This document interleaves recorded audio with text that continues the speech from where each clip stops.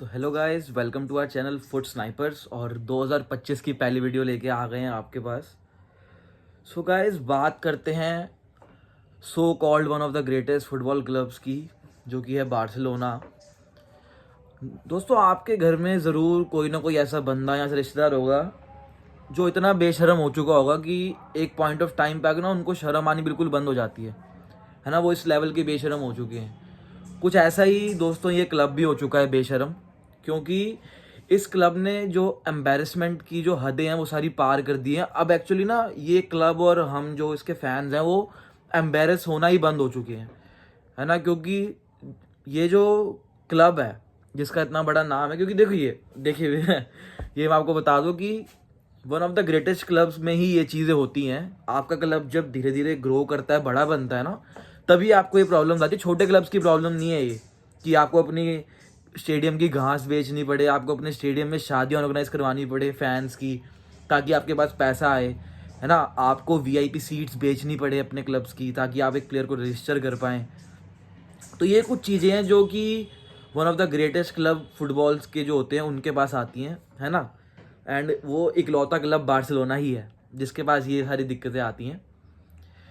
Embarrassment की हदें पार हो चुकी हैं दोस्तों, और यहाँ पे मतलब मुंह उठा के चलने लायक नहीं छोड़ा है बार्सिलोना फैंस को इन्होंने, है ना। थोड़ा सा जो भी इन्होंने साल स्टार्ट में परफॉर्मेंस दी थी, हम खुश थे। अब नया साल आया है, अभी साल शुरू हुआ है और एक और एम्बेरसमेंट यहाँ पे आ चुकी है कि भाई साहब जी, स्पेनिश कोर्ट ने जो है रिजेक्ट कर दी है अपील बार्सिलोना की कि आप वीआईपी सीट्स बेच के डैनी ओल्मो को रजिस्टर नहीं कर सकते हैं। उसके लिए आपको अपना वेज बिल 1:1 रेशियो में लाना पड़ेगा। अब जो वेज बिल है, थोड़ा सा इसको समझते हैं क्या चीज़ है ये। तो गाइज, जो ला लीगा लीग है वो साल के शुरू में हर एक क्लब का एक बजट सेट करती है कि उस बजट के अंडर ही आपको सारे अपने जो ट्रांसफर विंडोज है उसके एक्सपेंसेस निपटाने हैं। ये हर क्लब के लिए होता है। प्रीमियर लीग में भी ये वाला क्लॉज है, बट वो उस प्रीमियर लीग में ना इतनी स्ट्रिक्टनेस नहीं है।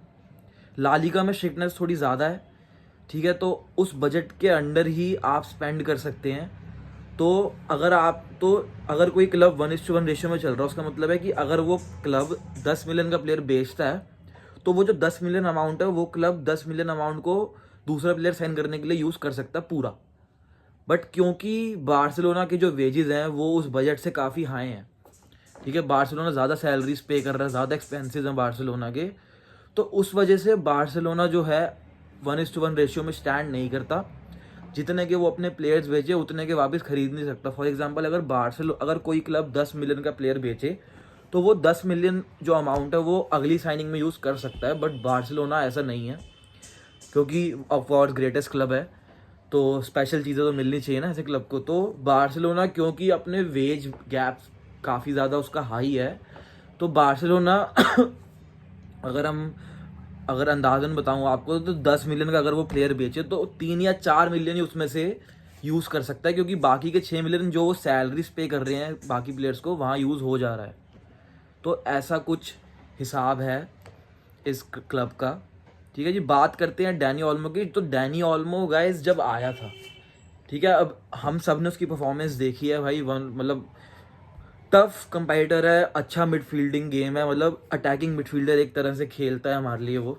एंड मेरे पर्सनल ओपिनियन में पेड्री के बाद कोई ऐसा प्लेयर मेरे को दिखता है जो कि हमारे अटैकर्स को बॉल प्रोवाइड कर सकता है। हमने देखा यमीन अमाल को जब उसने असिस्ट दी थी, ऐसे क्रॉस लाइन डाली थी, एक लाइन से दूसरे विंग पे, एक विंग से दूसरे विंग पे बिल्कुल शिफ्ट कर दी थी बॉल। आई गेस वो एल क्लासिको था शायद, या बायर्न के साथ मैच था, आई डोंट रिमेंबर, मेरे ख्याल एल क्लासिको था।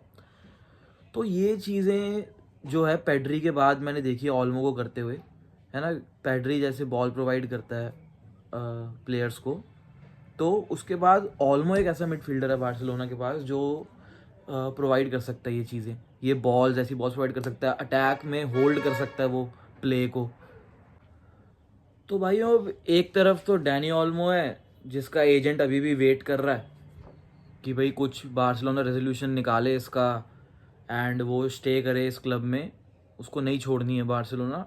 एंड अब दूसरी तरफ चलते हैं एक ऐसा प्लेयर बार्सिलोना का जो कि सबसे ज़्यादा वेजेस ले रहा है, सबसे ज़्यादा सैलरी वो बंदा ले रहा है। पिछले 3-4 महीनों से एंकल इंजरी पे भी था, हांजे फ्लिक फुटबॉल में उसकी कोई जगह अभी तक नज़र नहीं आ रही है। तो प्लेयर का नाम है भाइयों फ्रैंकी डी जॉन्ग, है ना। फ्रैंकी डी जॉन्ग ने अभी एक बहुत ही ज़्यादा बोल्ड कहूँगा मैं स्टेटमेंट दी है प्रेस में। उसने कहा है कि जब मैंने बार्सिलोना ज्वाइन करी थी, I did not expect to win just La Liga, Super Copa, Super Cup and Copa del Rey. तो सर ये कह रहे हैं कि भाई इतने साल हो गए बार्सिलोना में, मैंने इतना तो एक्सपेक्ट नहीं करा था कि मेरे को बस 3 ही टाइटल मिलेंगे। मेरे को ज़्यादा की उम्मीद थी, ऑलमोस्ट डबल की उम्मीद थी। ठीक है जी। अब भाई एक बात बताओ, जो ऐसा प्लेयर, ठीक है, तुम्हें पता है तुम क्लब में खेल रहे हो, तुम्हें पता है क्लब की कंडीशंस कैसी हैं। हर साल क्लब फाइट कर रहा है अपना वेज बिल रिड्यूस करने के लिए, अपने एक्सपेंसेस कवर करने के लिए। पता नहीं कितना percent of, almost 0.5% of club जो है स्पॉटिफाई को बेच दिया गया है ताकि कुछ पैसे आ सकें। कैंप नाउ की जगह स्पॉटिफाई कैंप नाउ लिखा जाता है। उसके बाद भी तुम ऐसी स्टेटमेंट दे रहे हो उस पर प्रेस में आके, तो ये चीज़ थोड़ी सी हर्ट हुई, है ना। हालांकि देखा जाए तो स्टेटमेंट में इतना कुछ गलत है नहीं कि मैं इतना एक्सपेक्ट नहीं करता। Even we as a fans don't expect just 3 titles पिछले कुछ सालों में, है ना। बट ठीक है, मतलब ट्रस्ट प्रोसेस वाला गेम है सारा। एक तरफ तुम कहते हो कि हाँ मैं लॉयल हूँ उस क्लब के साथ, दूसरी तरफ you are giving this statements. तो ये चीज़ें डबल साइडेड नहीं अच्छी लगती हैं। ठीक है, जब तुम्हें क्लब सब कुछ दे रहा है 3 महीने से एंकल इंजरी में पड़ा है, कोई जब से आया ये बंदा फुटबॉल खेलने तब से एक भी ऐसा मैच नहीं जिसमें अलग से हाईलाइट हो रहा हो कि हाँ भाई डिजोंग आया तो उसकी प्रेजेंस से चीज़ें अच्छी हुई हैं या मैच अच्छा हुआ है, ऐसा कुछ नहीं हुआ। उसके ऊपर से वो ये स्टेटमेंट दे रहा है एंड उसके बाद कह रहा है कि मतलब फॉर श्योर बार्सिलोना के बाहर आउटसाइड द फुटबॉल जो लाइफ अच्छी है, बट वो जो हम जो पिच पे गेम खेलते हैं उससे ज़्यादा इम्पोर्टेंट नहीं है। ठीक है भाई, समझ गए तेरी बात भी भाई। पिच पे खेलते हैं सबसे इम्पोर्टेंट नहीं, मतलब कैसे ये वो बंदा बोल रहा है जो सबसे ज़्यादा हाई वेजेस ले रहा है इस वक्त। तो भाई मेरी नज़र में तो भाई इस बंदे को बेचो। ठीक है, अभी विंटर 2 साल इसके कॉन्ट्रैक्ट के रह रहे हैं, या तो विंटर ट्रांसफ़र विंडो में इसको सेल करो या फिर अगली समर ट्रांसफ़र विंडो में इसको सेल करो ताकि क्लब को कुछ पैसा मिले, इसके जो वेजेस हैं वो हटे एंड हमारा वेज बिल थोड़ा सा वापस जगह पे आ सके, है ना। ऐसे बंदे को रखने का कोई फ़ायदा नहीं है जो सिर्फ इसलिए खेल रहा है कि मेरे को टाइटल्स मिल जाएं यहाँ पे, मैंने ज्वाइन इसलिए करा था, टाइटल का भूख है ना। आउटसाइड लाइफ की जगह ऑन साइड लाइफ, ये जो ताने मार रहा है क्लब को, ये चीज़ें जो हैं पसंद नहीं आ रही हैं। ठीक है, सिंपल सा हिसाब ही है।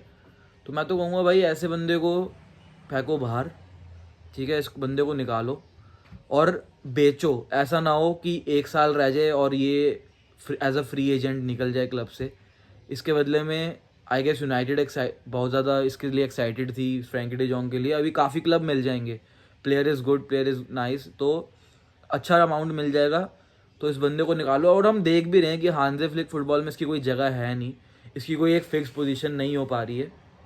विदाउट हिम हांजे फ्लिक ने रिजल्ट्स दिए हैं एंड आई एम श्योर आगे भी वो देगा।